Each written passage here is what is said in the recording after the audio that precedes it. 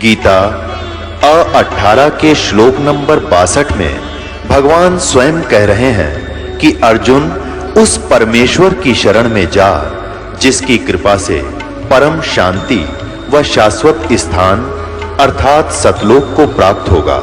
वो परमेश्वर कौन है, कहां है, कैसा है, जानने के लिए कृपया अवश्य सुनिए जगत गुरु तत्वदर्शी संत रामपाल जी महाराज के अमृत वचन।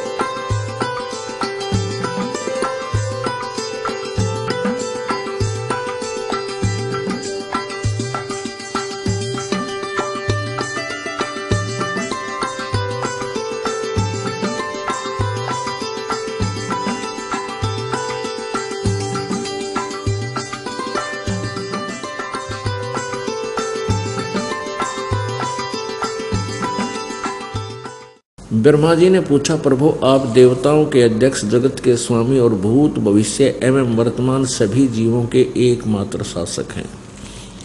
भगवान फिर आप क्यों तपस्या कर रहे हैं और किस देवता की आराधना में ध्यान मग्न है? मुझे असीम आश्चर्य तो यह हो रहा है कि आप देवेश्वर एवं सारे संसार के शासक होते हुए भी समाधि लगाए बैठे हैं। ब्रह्मा जी के विनीत वचन सुनकर भगवान श्री हरि उनसे कहने लगे कि ब्रह्मन सावधान होकर सुनो, मैं अपने मन का विचार व्यक्त करता हूँ।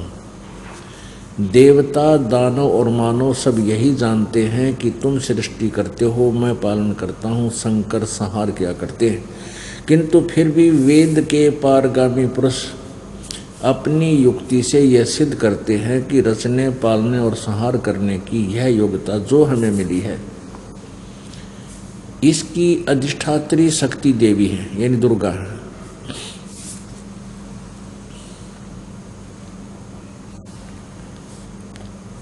ब्रह्मा जी, हम सभी उस शक्ति के सारे अपने कार्य में सदा सफल होते हैं आए हैं।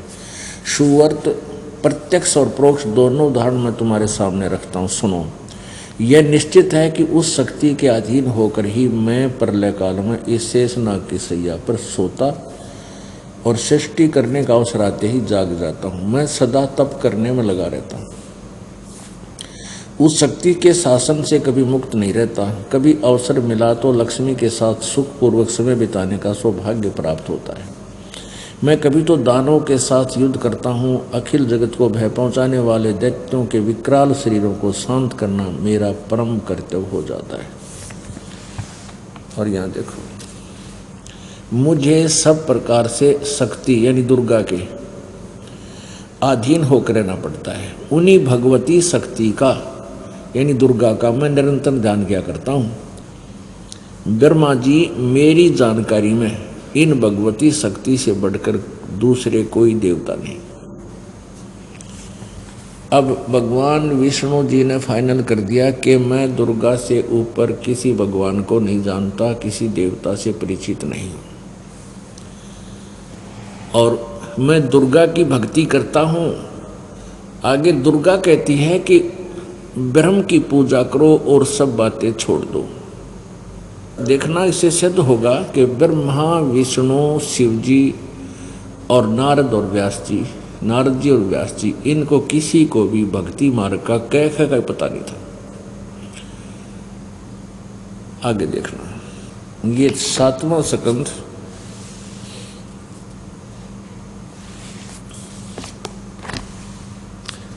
562 पृष्ठ, संक्षिप्त देवी भागवत। देवी के द्वारा हिमालय को ज्ञानोपदेश, ब्रह्म स्वरूप का वर्णन।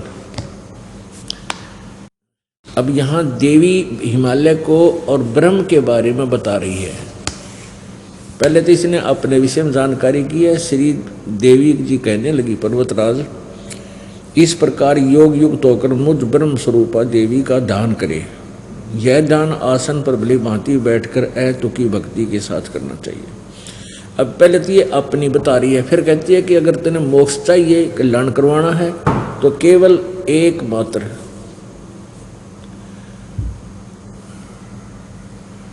उस ब्रह्म का स्वरूप क्या है। अब कहती इस ब्रह्म की क्या स्वरूप है, यह बतलाया जाता है।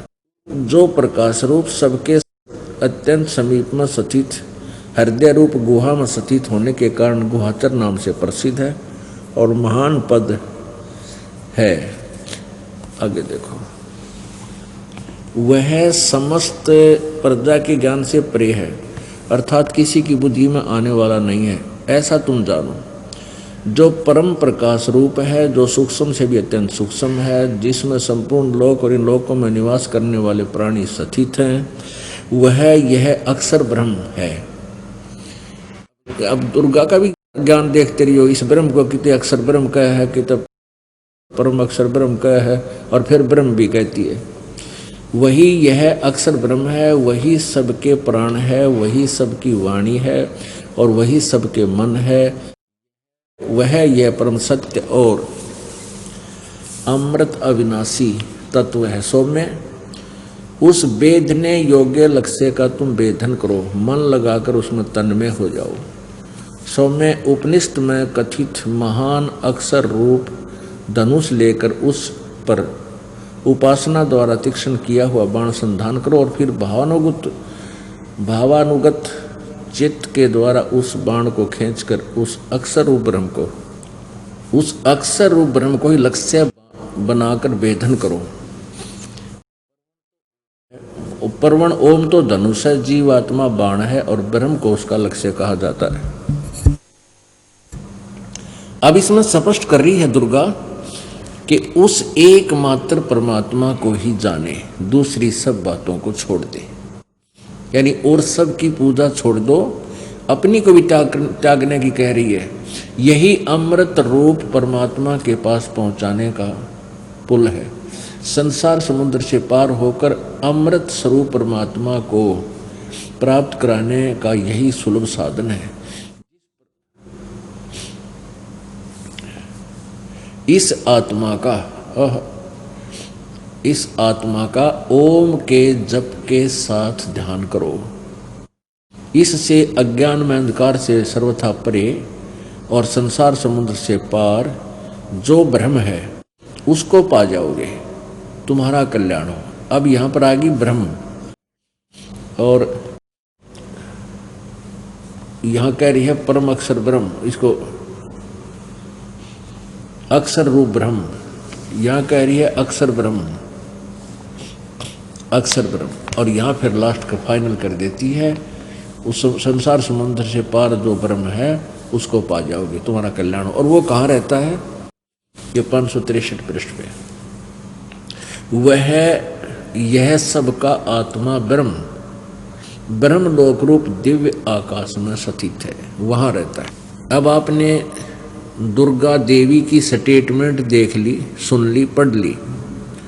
वो कहती है कि सभी पूजाएं त्याग दो, सब बातों को छोड़ दो, किसी और की पूजा मत करो, एक ओम का जाप करो और ब्रह्म को टारगेट बनाओ, उसको इष्ट रूप में।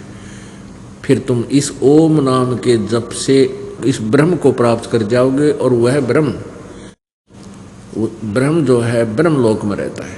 गीता जी अध्याय नंबर 8 के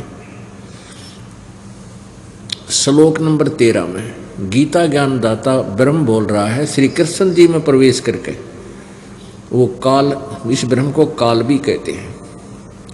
वो कह रहा 8 में जाएगा 13वें श्लोक में कि ओम इति एक अक्षरम ब्रह्म व्यवहारन माम अनुसमरण ये प्रयाति तजन देहम स याति परमाम गति। मेरा एक अक्षर ओम मुझ ब्रह्म का, माम ब्रह्म मुझ ब्रह्म का, ओम यह एक अक्षर है, उच्चारण करके सिमरन करता हुआ जो अंतिम श्वास तक, शरीर त्यागते समय तक इसका उच्चारण करता हुआ शरीर त्याग कर जाता है तो मेरे वाले लाभ को प्राप्त होता है, जो ब्रह्म से मिलने वाला लाभ है उसको प्राप्त हो जाता है। अब इससे सिद्ध हो गया कि गीता ब्रह्म बोल रहा है श्री कृष्ण जी में प्रवेश करके। फिर ये ब्रह्म कहता है 18वें अध्याय के 62वें श्लोक में कि अर्जुन तू सर्वभाव से उस परमेश्वर की शरण में जा जिसकी कृपा से तू परम शांति और शाश्वतम स्थानम यानी सदा रहने वाले सनातन परम धाम को प्राप्त होगा।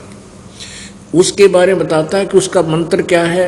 गीता जी अध्याय नंबर 17 के श्लोक नंबर 23 में कहा है कि ओम तत्सत इति निर्देश ब्रह्मण त्रिविध समर्थय। ओम तत्सत इति निर्देश है। ब्रह्मण माने परम अक्षर ब्रह्म, सच्चिदानंद घन ब्रह्म का जो 3 मंत्र का जाप है, जिसमें ओम ब्रह्म का भी साथ चलेगा और तत् ये सांकेतिक है, सत भी सांकेतिक है। ये दास बता सकता है और कोई नहीं इसका अधिकारी आपको नाम देने का, वो गुप्त मंत्र है। तत् ये अक्षर ब्रह्म का है और सत ये परम अक्षर ब्रह्म का है। गीता जी अध्याय नंबर 8 के श्लोक नंबर 1 में अर्जुन ने गीता ज्ञान दाता ब्रह्म से पूछा कि हे भगवान, आपने गीता जी अध्याय नंबर 7 के श्लोक नंबर 29 में कहा है कि तत् ब्रह्म उस ब्रह्म को जानकर और सारे अध्यात्म ज्ञान को समझकर और सभी कर्मों से परिचित हो जाने के उपरांत वह व्यक्ति केवल जरा और मरण से, बुढ़ापे और मृत्यु से ही छूटने का प्रयत्न करता है। तो किम तत्ब्रह्म, उस तत्ब्रह्म को जानने के बाद प्राणी यहाँ से जरा और मरण से ही छूटने का प्रयत्न करता है, तो वो तत्ब्रह्म कौन है? 8वें अध्याय के प्रथम मंत्र में पूछा है। अर्जुन ने कहा कि किम तत्ब्रह्म, किम अध्यात्म, किम कर्म पुरुषोत्तम। इसका उत्तर गीता ज्ञान दाता ब्रह्म ने 8वें अध्याय के 3रे मंत्र में दिया है श्लोक में कि वह परम अक्षर ब्रह्म है, जो गीता ज्ञान दाता ब्रह्म से अन्य है। पुण्य आत्माओं, दुर्गा ने संकेत कर दिया, ब्रह्म फाइनल बता दिया। अब ब्रह्म ने परम अक्षर ब्रह्म फाइनल बता दिया, परम अक्षर ब्रह्म। लेकिन उस परम अक्षर ब्रह्म की साधना के विषय में गीता ज्ञान दाता भी परिचित नहीं है, वो भी अल्पज्ञ है। उसके लिए 4थे अध्याय के 34वें श्लोक में गीता ज्ञान दाता कहता है कि उस तत्व ज्ञान को जिसके अंदर परमात्म तत्व का ज्ञान है, यानी परम अक्षर ब्रह्म के विषय में जानकारी है, वो 5वां वेद है। उस 5वें वेद को, उस तत्व ज्ञान को किसी तत्वदर्शी संतों के पास जाकर समझ, उनको दंडवत प्रणाम करने से, कपट छोड़कर प्रसन्न करने से वो तत्वदर्शी संत तुझे उस परमात्म तत्व का ज्ञान कराएंगे। तो इससे सिद्ध हो गया कि गीता ज्ञान भी इनकम्प्लीट है, लेकिन रॉन्ग नहीं है, गलत नहीं है। ये दास ने एक शब्द बोला था, कबीर परमात्मा ने कहा है कि 3 लोक और भवन चतुर्दश कोई नहीं सत्संगी। 3 लोक 14 भवन एक ब्रह्मांड में, क्योंकि एक ब्रह्मांड में इतने ही प्राणियों के ठिकाने हैं। इनमें कहते कोई भी सत्संगी नहीं है, यथार्थ ज्ञान भक्ति ज्ञान से, अध्यात्म ज्ञान से कोई परिचित नहीं है। अब सतयुग के ब्राह्मणों का और दिखा दूं इनको कितना ज्ञान था। जब सतयुग के ऋषि महर्षि ब्राह्मण एक ही बात है, ऋषि कहो महर्षि कहो चाहे ब्राह्मण कहो, इनको कितना ज्ञान था। इनको भी कह का ज्ञान नहीं था। ये देखो 414 पृष्ठ पर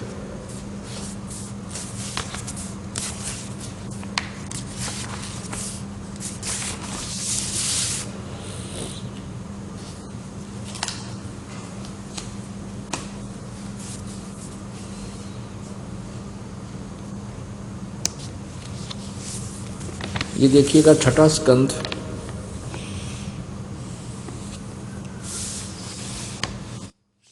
संक्षिप्त देवी भागवत 414 पृष्ठ।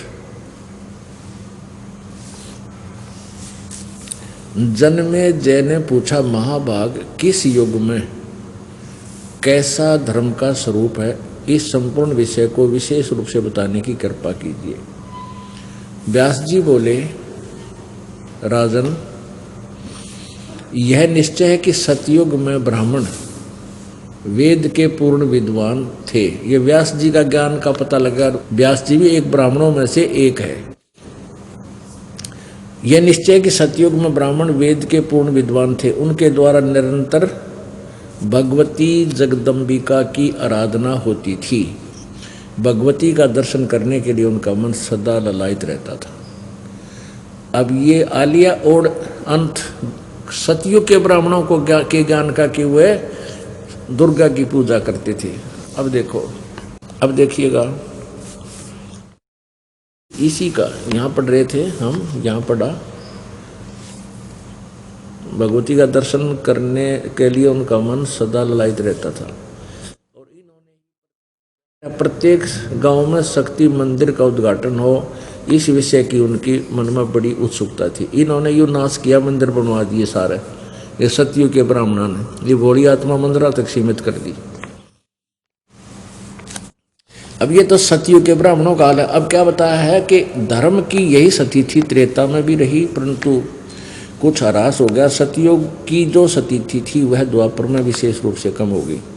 राजन, उन प्राचीन युगों में यानी कलयुग से पहले के युगों में जो राक्षस समझे जाते थे वे कलयुग में ब्राह्मण माने जाते हैं। क्योंकि अब के ब्राह्मण प्राय पाखंड करने में तत्पर रहते हैं। दूसरों को ठगना, झूठ बोलना और वैदिक धर्म कर्म से अलग रहना कलयुगी ब्राह्मणों का स्वाभाविक गुण बन गया है। अब स्पष्ट हो गया कि सतयुग में जो राक्षस समझे जाते थे ऐसे तो अब कलयुग के ब्राह्मण हैं और इन उद्देश्य है जनता को ठगना, झूठ बोलना, वेद विरुद्ध ज्ञान देना। और ये आपके समक्ष है। इन्होंने किसी भी सदग्रंथ को समझा नहीं। अभी तक हमारे को ब्रह्मा विष्णु महेश के विषय में जानकारी देते रहे। ये अजरो अमर है, इनके कोई माता पिता नहीं है, यही पूजा के योग्य हैं। और जबकि विष्णु जी कहता मैं तो दुर्गा की पूजा करता हूँ और इससे ऊपर मैं किसी भगवान को नहीं जानता, तो इनकी पूजा करके आप कहाँ जाओगे? नरक में। भूत बने, पितर बन गए, फिर उनके श्राद्ध निकलवाने लग गए यही नकली ब्राह्मण गुरु। ब्राह्मण कोई जाति नहीं, जो कार्य व्यक्ति ब्राह्मण का करता है और वो झूठा करता है तो उसको ब्राह्मण, नकली ब्राह्मण कह सकते हैं। वैसे तो ब्राह्मण की परिभाषा वही है, ब्राह्मण सो जो ब्रह्म पछाड़े। ब्राह्मण का अर्थ होता भक्त, साधु, संत, ऋषि, जिसने परमात्मा के विषय में यथार्थ ज्ञान हो, वास्तव में वो ब्राह्मण कहलाता है। लेकिन उनको ब्राह्मण की फीत लग गई, ऋषि कहलाए, तो वो ट्राई कर रहे थे प्रभु की, वो फेल ब्राह्मण थे, उनको यथार्थ ज्ञान नहीं था। ब्रह्मा विष्णु महेश को अजरो अमर बताया करते थे ये। अब देखिएगा,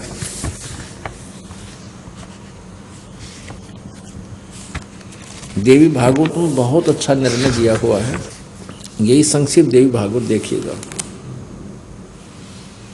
संक्षिप्त देवी भागवत 3रा स्कंध, पृष्ठ 123। या भगवान विष्णु जी दुर्गा के बारे में जानकारी दे रहे हैं। पृष्ठ 123 पे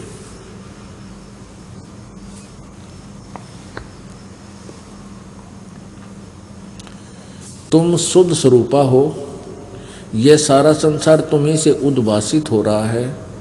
मैं ब्रह्मा और शंकर हम सभी तुम्हारी कृपा से विद्यमान हैं। हमारा आविर्भाव माने जन्म, तिरोभाव में मृत्यु हुआ करता है। हमारा तो जन्म मृत्यु होता है, विष्णु जी बता रहे।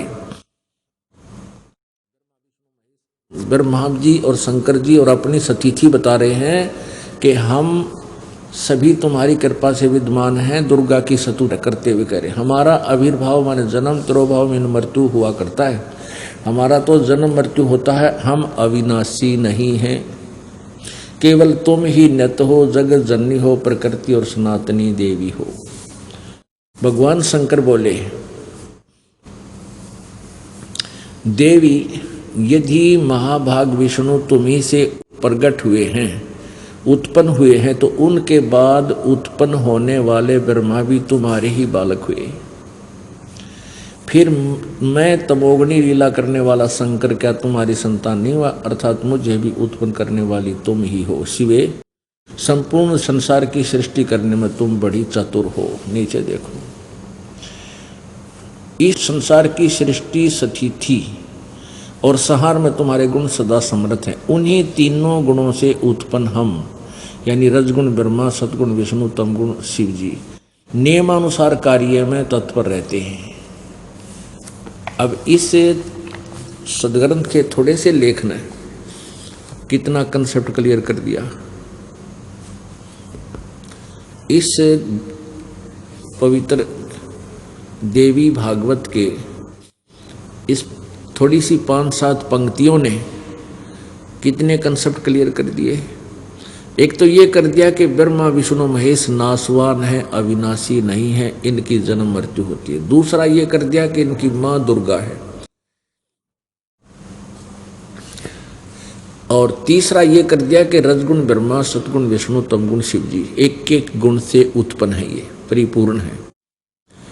और चौथा ये कर दिया कि ये केवल नियमित कार्य ही कर सकते हैं, ये किसी के संस्कार में परिवर्तन नहीं कर सकते, वर्क डन ही दे सकते हैं, जैसा कर्म जिसने किया वैसा ही दे सकते हैं। और पूर्ण परमात्मा हमारे सर्व अपराधों का नाश करके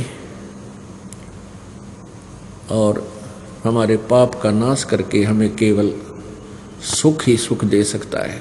उसमें ये परम शक्ति है, वो उसके हाथ में, सब भाग्य उसी के हाथ में है। तो हम जब उसकी शरण में आ जाएंगे तो उसके पास एक पावर है। हमारी सच्ची लगन देखने के उपरांत वो परमात्मा हमारे सब पापों का नाश करके और हमें पूर्ण रूपेण सुखी बना देता है। तो वो परमाक्षर ब्रह्म है, वो कबीर देव है जो बनारस में 600 वर्ष पहले लगभग आए थे और 120 वर्ष तक इस साधारण मनुष्य की तरह काम करके अपनी लीला करके चले गए और ये तत्व ज्ञान का प्रचार करके और लिपिबद्ध करवा के चले गए। अब इस दास को भेजा है उस गूढ़ ज्ञान को आप तक पहुंचाएं और समझाएं।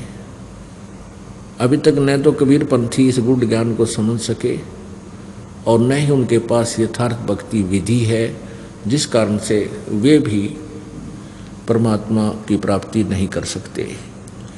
उन सभी को यहाँ आकर इस दास के पास आकर के उपदेश दीक्षा लेनी पड़ेगी, क्योंकि एक समय में गुरु एक ही होता है, सतगुरु एक ही होता है। क्योंकि परमात्मा कबीर जी जब स्वयं आए थे उनके 64 लाख शिष्य थे और उन्होंने स्वयं ही सबको उपदेश दिया था और किसी को भी अपने पैरेलल समय में उपदेश का अधिकारी नहीं बनाया था। तो इससे सिद्ध है कि एक समय में सतगुरु एक ही होगा। बाकी ते नकली गुरु थे, तो हमें भ्रमित कर रहे थे, इनके पास कख भी नहीं था भक्ति का। और बुद्धिमान व्यक्ति शीघ्र समझ जाते हैं परमात्मा की यथार्थ लीला को, क्योंकि आजकल भक्त वृंद शिक्षित हो गया। शिक्षा का मूल उद्देश्य परमात्मा का यही था कि ये शिक्षा ग्रहण करके जिन सदग्रंथों को ये सच्चा मानते हैं उन्हीं में परमात्मा की महिमा आंखों देख ले वो क्या बताते, और उनको क्या लोकवेद सुना रखा था, क्या दंत कथा सुना रखी थी, फिर अपने आप भिन्नता हो जाएगी और भिन्नता हो करके फिर ये अपने आप मुझे पहचान लेंगे। वैसे तो पुण्यात्माओं शिक्षा की कतई आवश्यकता नहीं थी। इस शिक्षा के अंदर अनेक दोष हैं, चतुर बना देता है, बेईमान बना दिए, हमारे को इतना गिरावट में आ गए हम। और पिछले इतिहास को देखो, शिक्षा केवल एक वर्ग ग्रहण करता था जो ब्राह्मण कहलाते थे, वो भी इसलिए कि हम वेदों को समझें, वेदों सदग्रंथों को पढ़ें समझें और जनता को सत्संग के दौरान उनका यथार्थ ज्ञान उनको बता दें। फिर इस गीता जी में लिखा है कि शिक्षित और अशिक्षित दोनों परमात्मा प्राप्ति कर सकते हैं। शिक्षित विद्वान जो व्यक्ति होता है वो सदग्रंथों को पढ़े, यथार्थ ज्ञान को समझे और अशिक्षितों को उन्हीं की लैंग्वेज में, साधारण भाषा में उनको ज्ञान बता दे, वो भी भक्ति कर सकते हैं। मंत्र का जाप ही तो करना है, मंत्र का जाप करना है, नियम में रहना है, मर्यादा के अंदर रहना है, तो दोनों पार हो सकते हैं, विद्वान भी और अविद्वान भी। शिक्षा का उद्देश्य केवल रोजी रोटी ही रह गया। उद्देश्य उसका यही होता है कि सरकारी जॉब में लगी तो कई हजार रुपये पेंशन होगी, और नहीं तो अपने प्राइवेट क्लिनिक बनाऊंगा तो उसमें भी खूब कमाई कर सकता हूँ, 2 के 20 बना लूँगा, 2 के 100 बना लूँगा, ये उद्देश्य होता है। ऐसे ही बच्चे पढ़ते हैं कोई किसी भी उस उद्देश्य से, ठीक है, जहाँ उनका दाव नहीं लगता, वो पोस्ट कुछ ऐसी हैं तो वो तो अपने आप सौभाग्य है उनका कि जो जहाँ उन्होंने 2 नंबर का काम करने का चांस नहीं, अन्यथा सभी की यही टेंडेंसी बन गई वर्तमान में कि रिश्वत को उन्होंने अपना एक अंग बना लिया। और पहले क्या था कि रिश्वत को विष मानते थे, और विष है भी, लेकिन अनजानपने में इस विष को अब खाना प्रारंभ कर दिया, जिससे किसी के घर में शांति नहीं, किसी के भी घर में। रिश्वत का पैसा, लूट का, चोरी का, ठगी का, मिलावट का, ये पैसा जिस घर में प्रयोग होता है उस परिवार को विष देने की आवश्यकता नहीं पड़ेगी। एक समय ऐसी स्थिति उस परिवार की आ जाएगी। तो इस तत्व ज्ञान से, सत्संग से हमें पता चलता है कि कौन से कर्म करने चाहिए, कौन से ना करने चाहिए। तो सत्संग के अभाव से प्राणी इस भयंकर पाप को इकट्ठा ही करता रहता है। सौभाग्य है उन पुण्य आत्माओं का जिनको सत्संग मिलता है और सत्संग संत से होता है। असंत भी सत्संग करते हैं, वो संत भी कहलाते हैं, लेकिन उनको यथार्थ ज्ञान ना होने से वो पूरे विश्व को भ्रमित करते हैं। क्या बता रहे हैं? ग्रीब धन जननी धन भूमि धन, धन नगरी धन देश, धन करणी कुल धन कुल धन, जहाँ साधु परवेश। आदरणीय गरीबदास साहिब जी, परमेश्वर कबीर जी यानी परम अक्षर ब्रह्म का साक्षात्कार करने के उपरांत ये वही ज्ञान बोल रहे हैं जो परमात्मा ने उनके अंतःकरण में फीड कर दिया। अब क्या बता रहे हैं कि धन जननी धन्य भूमि धन्य, और धन्य नगरी धन देश, धन करनी धन कुल धन, जहाँ साधु प्रवेश। कि जिस नगर में संत, परम संत आ जाते हैं तो वहाँ की पुण्य आत्माओं के कहते धन्य है उनके माता पिता जिनसे जन्म हुआ। धन जननी धन भूमि धन्य, वो अक्षेत्र, वो भूमि, वो पृथ्वी भी धन्य है। और धन नगरी धन देश, धन वो नगरी और धन्य है वो देश। जैसे इस भारतवर्ष में परमात्मा कबीर जी स्वयं आए और फिर इस दास को अब भेज दिया अपना पेंडिंग काम पूरा कराने के लिए। तो ये भारतवर्ष भी धन्य है। धन जननी धन भूमि धन्य, धन्य नगरी धन देश, धन्य करणी धन्य कुल धन्य, जहाँ साधु प्रवेश। आपकी करनी माने पिछले जन्म जन्मांतर की शुभ कमाई, वो भी धन्य है जिसके कारण आपको ये सत्संग और ये संत, ये दास का यहाँ दर्शन होना सुलभ हुआ। क्योंकि संत के दर्शन के लिए आए हो तो आपको ज्ञान भी सुनाया जाता है। धन जननी धन कुल धन, धन नगरी धन देश, धन्य करनी धन्य कुल धन्य, जहाँ साधु परवेशी। अब इस अमृतवाणी को आप आसानी से समझ सकोगे क्योंकि आपने बहुत सत्संग सुन लिए हैं। ग्रीव संत सुरसरी चलत है, मारो देश बहमत, बागड़ मंज बिलास होवे, नदी सुरसरी संत। सुरसरी कहते हैं गंगा को। गंगा रूपी दरिया, गंगा जैसी यानी पवित्र, एक तो दरिया और फिर पवित्र जल। कहते हैं संत सुरसरी चलत है और मारू देश बहंत, बागड़ मंद बिलास हुए नदी सुरसरी संत। जैसे जिस क्षेत्र में, मारू क्षेत्र में दरिया नहीं थी, नहर नहीं थी, और वहाँ नहरें निकाल दी गई सरकार के द्वारा। पहले उस क्षेत्र के नागरिकों का जीवन स्तर और उस नहर के जाने के बाद का जीवन स्तर दिन रात का अंतर हो गया। पहले तो उनको आहार भी समय पर नहीं मिलता था, 3-3 2-2 मंजिल की कोठियाँ बना रखी हैं, फुहारे ला रखे हैं, यानी इतने समृद्ध हो गए वो। ऐसे ही जिस क्षेत्र में परम संत परमात्मा भेजता है या प्रभु स्वयं भी आते हैं, तो कहते हैं वो संत रूपी दरिया इस मारू क्षेत्र में, मारू क्षेत्र वो होता है जहाँ पहले जल का अभाव हो, बिल्कुल अभाव। तो ये सत्संग रूपी जल का अभाव, ये यथार्थ, ये मीठे जल का अभाव था। यानी सत्संग तो बहुत सुनते थे, ये खारा पानी तो बहुत था, लेकिन ये मीठा जल यानी सत्संग रूपी जल उस संत रूपी सुरसरी यानी दरिया में ही मिल सकता है। तो वो संत रूपी दरिया जहाँ से बहती है, जहाँ पर वो चल रही है, तो वहाँ आसपास के अक्षेत्र की पुण्यात्माएं उस कुंड के पास आकर के और फिर अपने अंतःकरण की सिंचाई कर लेते हैं और फिर वो सभी सुखी हो जाते हैं उस परमात्मा के सत्संग रूपी जल की सिंचाई से। आपके अंतःकरण में भगवान की भक्ति रूपी फसल बन जाती है, तैयार होती है।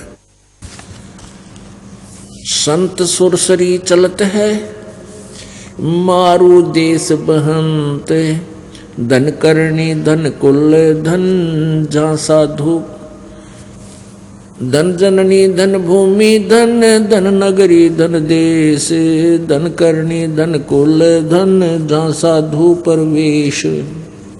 ग्रीव संत सुरसरी चलत है ये मारू देश बहंत, बागड़ मंज बिलास होए नदी सुरसरी संत। बागड़ उस क्षेत्र को कहते हैं जहाँ जल का अभाव हो, दरिया ना हो, उसको बागड़ क्षेत्र बोलते हैं। तो कहते उस बागड़ में भी नदी नहर जाने के बाद सबके ठाठ हो जाते हैं।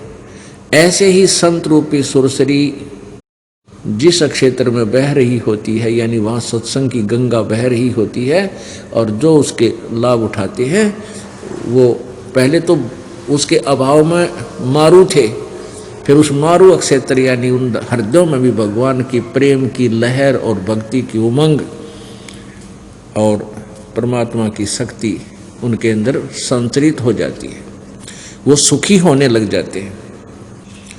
गरीब साईं सरीखे देख ले प्रतावे जय कोई, सप्तकोश जल चढ़ गया जहाँ साधु मुख धोवे। सकल मेदनी मर गई शब्द न पूठा फेर, शब्द कोश क्या बात है डूबो मेर सुमेर। गरीब ऐसे साधु संत जन पार ब्रह्म की जात, सदा रते हरि नाम स्यो अंतर नाही गात। गरीब साध अगाध अपार जन परमानंद सो प्रीत, कहवत के तो संत है वे अवगत अलख अतीत। महिमा की जय संत की तन मन धन सब दे, सिर मांग टाला नहीं मोर ध्वज लख ले। अपने आत्मा इन नकली संतों ने ओरिजिनल संतों की भी महिमा को डाउन कर दिया। इस वाणी में, अमृत वाणी में, सूक्ष्म वेद की अमृत वाणी में क्या बताया है कि महिमा की जय संत की तन मन धन सब दे। ओह, संत अगर आपको मिल जावे, कहते हैं उनका सत्कार कर, उनको तन मन धन न्योछावर कर दे, और सिर मांगे, शीश भी मांगे तो टाला नहीं, मना नहीं करे। मोर ध्वज लख ले, राजा मोर ध्वज के घर पे श्री कृष्ण और अर्जुन भेष बदलकर साधु रूप में गए थे। राजा मोर ध्वज अपने पुत्र ताम्र ध्वज को राज्य गद्दी प्रदान करने की शिरोमणि कर रहा था, राज्याभिषेक करना चाहता था। तो उस समय उसने एक यज्ञ कर रखी थी। उसमें श्री कृष्ण जी और अर्जुन भेष बदलकर चले गए साधु रूप बना के।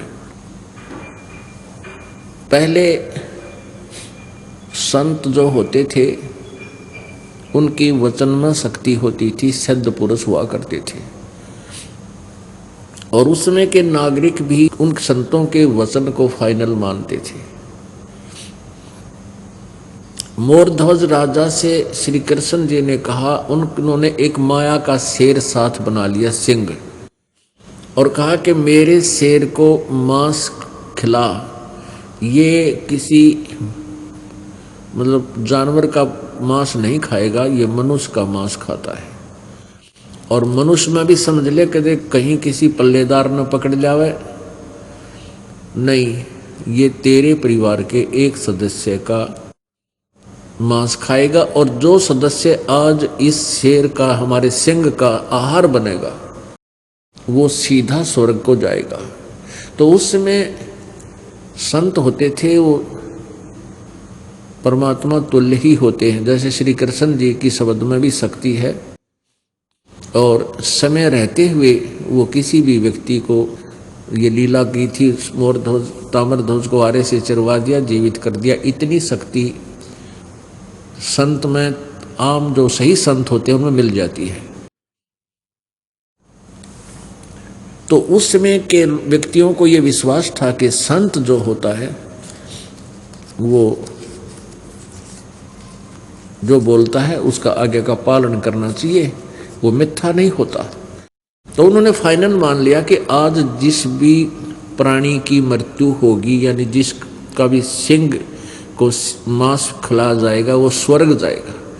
और स्वर्ग पाने के लिए तो मृत्यु तो होनी ही है, इतना ज्ञान था उनको, और इतना आसानी से स्वर्ग मिल रहा है, ऐसा सु और सब फिर नहीं मिलेगा। इस बात को सच्ची मानकर, संतों की वचन को सत्य मानकर, तीनों जनों ने अपने अपना सिर देने के लिए पहल की।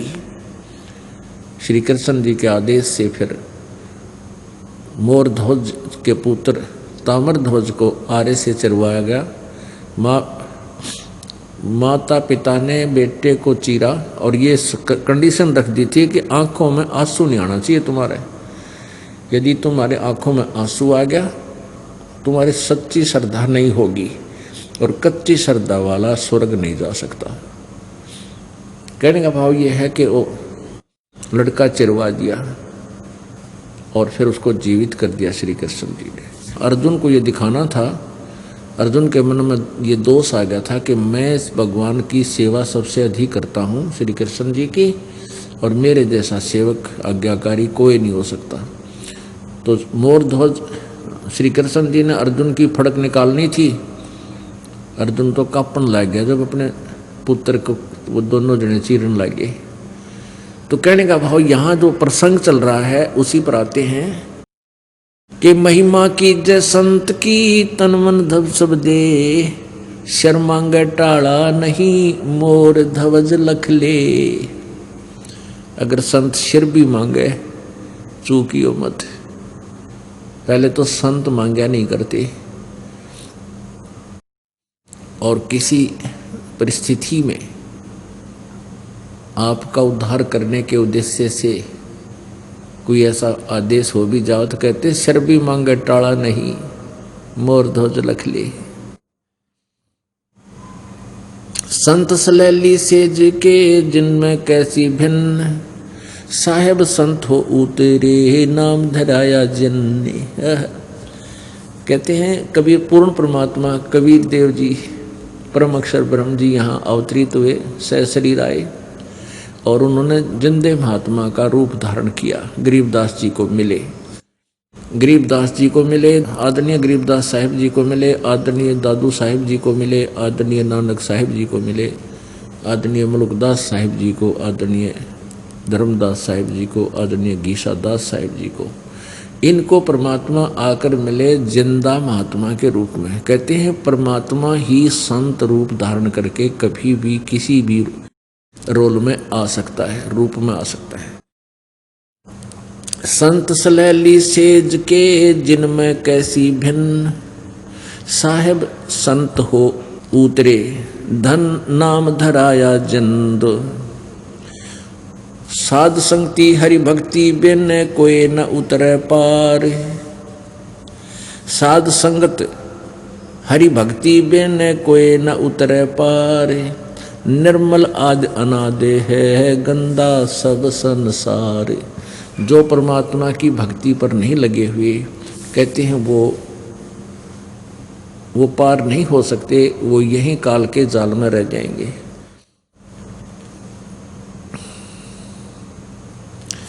साध साध सब कोई कहें साध सुमत से जान, और कुमत कुमावे जीव है जैसे जल पासान। सब संत संत कहलाते हैं, लेकिन संत वही होता है जिसमें सुमति हो। सुमति माने यथार्थ ज्ञान हो जिसके पास, और कुमत कमावे, खोटे कर्म करे वो तो जीव होता है, चाहे वो किसी भी पदवी को प्राप्त किए बैठा है। कुमत करावे कुमावे जीव है जैसे जल पाषाण। साध साध सब को एक है साध सुमत से जान, कुमत कुमावे जीव है जैसे जल पाषाण। जो जल में पाषाण है बीजत नाही अंग, चकमक लागे अग्नि है कहा करे सत्संगे। अब क्या बता रहे हैं कि जैसे पत्थर को और जल में डाल दे, चाहे समुद्र में डाल दे, दरिया में डाल दे, और उसको चाहे 100 वर्ष के बाद निकाल लो, और निकाल कर फिर उनको एक दूसरे से टच कर दो, नो की नो चिंगारियां फटेंगी, उसमें से चिंगारी निकलेगी, वो शीतल नहीं हुआ। तो क्या बताते हैं कि जो निकम्मी आत्मा है वो ज्ञान सुनते भी हैं, सत्संग करते भी हैं, और साधु संत भी कहलाते हैं। उनको 10-10, 20-20, 30-30 वर्ष भी हो गए सत्संग सुनते करते कराते साधु संत बनियाने, और फिर भी जरा सा उनको छेड़ दे आग पटेगी, इतना क्रोधित हो जाएंगे, पता नहीं के शराप दे दें, कितना बुरी तरह जुल्म करते। जैसे एक समय कुंभ का पर्व हुआ, हरिद्वार के अंदर हर पैड़ी पर भी का संयोग हुआ। वहाँ स्नानार्थ ये साधु संत, जिनको हम संत कहा करते थे, वो साधु संत वहाँ चले गए स्नान करने के लिए। ये तीनों गुणों के उपासक, ब्रह्मा जी, विष्णु जी, शिव जी के। तो ब्रह्मा जी के पुजारी तो बहुत कम होते हैं, वो तो एक ही था, जैसे हिरण्यकशिपु था, उसने भी कितने जुल्म किए। अब वैष्णु तो हैं विष्णु जी के उपासक, वैष्णु संत, और ये नाथ, कनपाड़े, नंगे, ओगड़ जिसने कहे, नागे जिसको बोलते हैं, और ये गिरी पुरी, ये सारे शिव जी के उपासक हैं, तमगुण शिव जी के। तो वहाँ क्या होता है, जब ये कुंभ का पर्व लगता है, स्नान करने के लिए तीर्थ पर जाते हैं, तो अपने अपने ग्रुप में गिरी अलग, पुरी अलग, ये नागा न्यारे, नाथ अलग, कनपाड़े न्यारे, और वैष्णु अलग से, ये अलग अलग ग्रुपों में आप अपने उनमें चले जाते हैं समुदाय में। फिर स्नान के समय ये सभी चलते हैं स्नान करने के लिए, काफी वर्ष पहले की बात है। तो सबसे पहले नागा पहुंच गए हरिद्वार, हर की पैड़ियों पर स्नान करने के लिए। उस पर भी कोई समय निर्धारित किया जाता है कि इस समय जो नहावेगा, इस समय से इस समय तक ये शुभ समय रहेगा, इसके दौरान जो स्नान कर लेगा उसका मोक्ष हो जाएगा। ऐसा इनका मानना है। वैसे ये वास्तविकता नहीं है, ये सदग्रंथों के विपरीत ज्ञान है, लोक वेद है, किसी संत आदि की चलाई हुई दंत कथा है। फिर भी वो स्नान करने के लिए वहाँ चले गए। तो पीछे से वैष्णु साधु आगे। वैष्णुओं ने कहा कि नागाओ तुम बाहर आ जाओ, सर्वप्रथम हम स्नान करेंगे, हम सर्वश्रेष्ठ हैं, तुम बाहर आओ, वापस हटो, तुम नहीं नहाओगे। नागाओं ने कहा कि हम सर्वश्रेष्ठ हैं और हम नि इच्छा हैं, हम बिल्कुल त्यागी और बैरागी हैं, हम तन पे वस्त्र भी ग्रहण नहीं करते, हम कोई वस्तु संग्रह नहीं करते, हम सर्वश्रेष्ठ हैं, प्रथम स्नान हम ही करेंगे इस कुंभ के पर्व में। अब वैष्णु साधु कहने लगे कि तुम काहे के संत हो, तुम काहे के श्रेष्ठ हो, तन पर वस्त्र भी नहीं धारण करते, पशु की तरह नंगे फिरते हो, तुम टट्टी के हाथ भी ना धोते, शरण फिरड़ो, बाहर आ जाओ तुम, पहले हम स्नान करेंगे। अभी ऐसी उनकी फिर इतनी ही देर बात में नागाओं ने भी लाल आंख कर ली। वो नंगे तमोगुण शिव के उपासक थे और वैष्णव आपस में लड़ने लग गए। तीर निकाल लाए, तलवार निकाल लाए, कटारी नो सीधे छोटे गोपे एक दूसरे की गर्दन काट दिए, बुड़कियाँ खावें, जिसके बाल उठा के बाल पाट दिए। 25,000 ये जिनको संत कहा करते थे आपस में लड़ झगड़ के और 25,000 कत्लेआम हो गए, वहां पर लड़का मर गए पशु की तरह। अब उनके विषय में इस सूक्ष्म वेद में बता रखा है, 5वें वेद में, तीर तुपक तलवार कटारी जमदड़ जोर बधावे हैं, हर पैड़ी हर हेत न जाण्या वहां जा तेग चलावे हैं, काटे शीस नहीं दिल करुणा वो जग में साध कवावे हैं, जो जन उनके दर्शन को जावे उनको भी नरक पठावे हैं।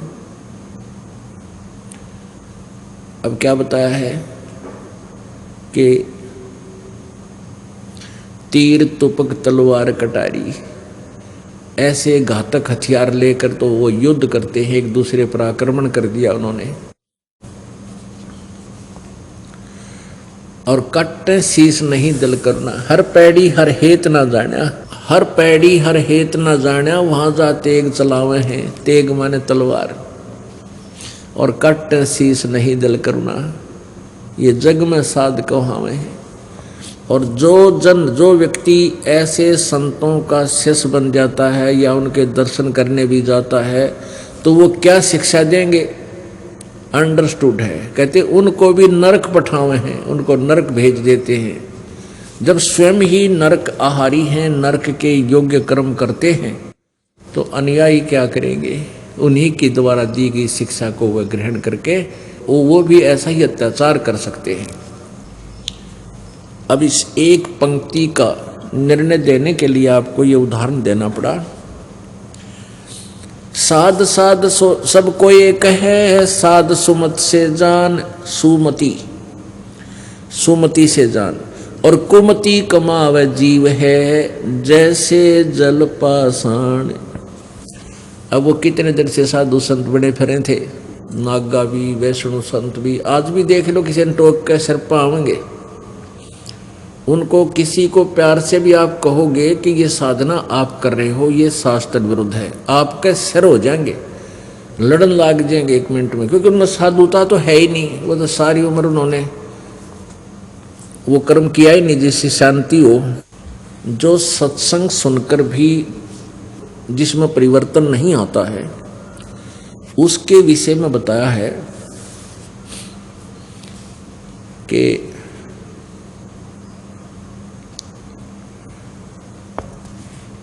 कोट वर्ष कर संगत संतों की, पत्थर का जल में के बीजे, चंदन बन में रंग ला दे, एक बांस बिटम भी ना सीजे।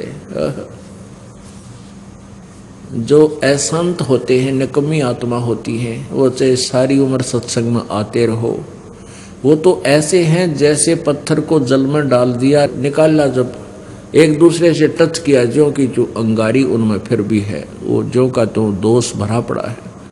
अन्यथा जल में प्रत्येक वस्तु शांत होती है, लेकिन पत्थर का असर नहीं होता। फिर क्या बताते हैं कि वो प्राणी ऐसे हैं